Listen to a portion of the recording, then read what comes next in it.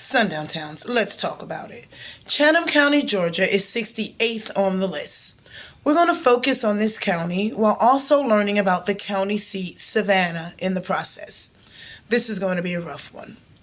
By 1889, Chatham County was sick with Jim Crow and fits the criteria of a Jim Crow sundown town.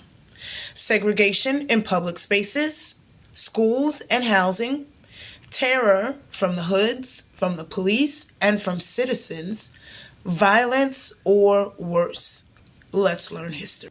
Savannah was literally founded to stop our enslaved ancestors from escaping South Carolina to freedom in the Spanish territory. Needless to say, this county, especially Savannah, was rich from our ancestors' free labor. Rice was queen here, and by 1771, almost 90% of our ancestors had been kidnapped directly from West Africa to cultivate rice in this county. The port of Savannah was one that was largely responsible for trafficking us from Africa to the Caribbean and all across the Americas. By 1790, our enslaved ancestors were 3/4 of the population in Chatham County. After kidnapping our ancestors from Africa was made illegal in 1808, Savannah said, "Bet."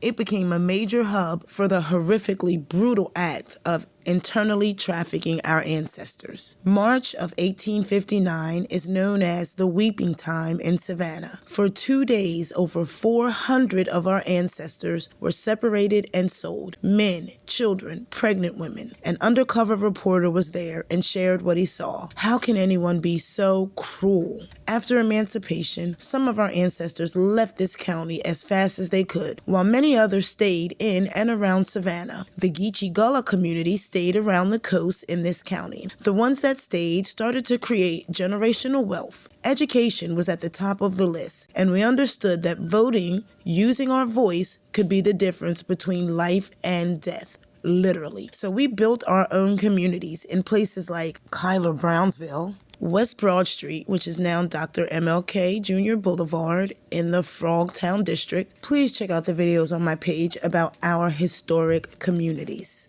But the hoods and the night riders were never too far away to make sure we stayed in our place in this Jim Crow sundown county. Nevertheless, in our communities, we had grocery stores, movie theaters. In Savannah, we even had 2 banks. This eventually became known as the Black Banking Capital of Georgia. In 1867, the Freedmen's Bureau also came to help us establish our communities. With help from the American Missionary Society and the Savannah Educational Association, our ancestors created our first school called the Beach Institute. And by 1870, our ancestors created 66 different businesses in Savannah. Come back for part 2 when we learn more about the amazing progress our ancestors made in the 12 years of Reconstruction and the first lynching that officially gives Chatham County title of a Jim Crow sundown county. Part 2, Sundown Town number 68. We left off learning about the terrible history of Savannah, Georgia, and our enslaved ancestors during periods like the Weeping Time.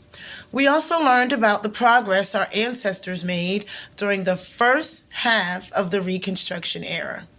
Let's continue learning history. By 1875, our first newspaper was published in Savannah called the Color Tribune, later named the Savannah Tribune, by John H. DeVoe, Louis B. Toomer Sr., and Louis M. Pleasant. Our ancestors owned more than $9 million in property in today's market. By 1880, over 250 of our ancestors operated over 40 different types of businesses. During the 1880s, our ancestors also started to try and use our voting power in Savannah. Mr. Aaron Bradley escaped slavery, studied law, and moved to Savannah. He organized our ancestors and strongly suggested we seize abandoned plantations. He helped us get into labor unions like the Union League and the Georgia Colored Farmers Alliance, and was one of the most arrested men of his time. Not too fast, though, because Jim Crow was here, and it was tired of us. It was ready to show its ugly head. And on August 18th, 1889, Walter Asbury was lynched by a mob of over 300 white men. They put a sign on his hanging body that said, quote, "This is the way we protect our homes." There was no proof that the allegations were true. In his final moments, he begged for time to pray and that his final words were sent to his loving wife. By the early 1900s, Jim Crow was fully present and accounted for in Chatham County, and our ancestors couldn't even enjoy freedoms like a relaxing day. From parks to beaches, we lived under separate and unequal. Savannah would just rather shut the parks down than to let our ancestors enjoy any of it. In 1921, our kids couldn't even play at Dixon Park without harassment. We even asked the government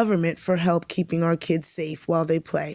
The white people wrote a petition back and said our kids are annoying and they absolutely did not want them playing there. By 1933, the city made it so no one over 12 could play at the park, making it almost impossible for our kids to enjoy their time. Also in 1921, Daffin Park Lake opened. This was built from our ancestors who got trapped by the 13th Amendment in this county, convict leasing. We didn't want integration. We wanted our own equal facilities, since we were also paying taxes in Savannah. They did it. Savannah used our tax dollars and built a pool for our ancestors. But in just 2 years, the Tribune said it's, quote, fertile for crime, and it was shut down. Come back for part 3 and the final part when we'll discuss the Jim Crow era and the full civil rights movement in Chatham County, Georgia.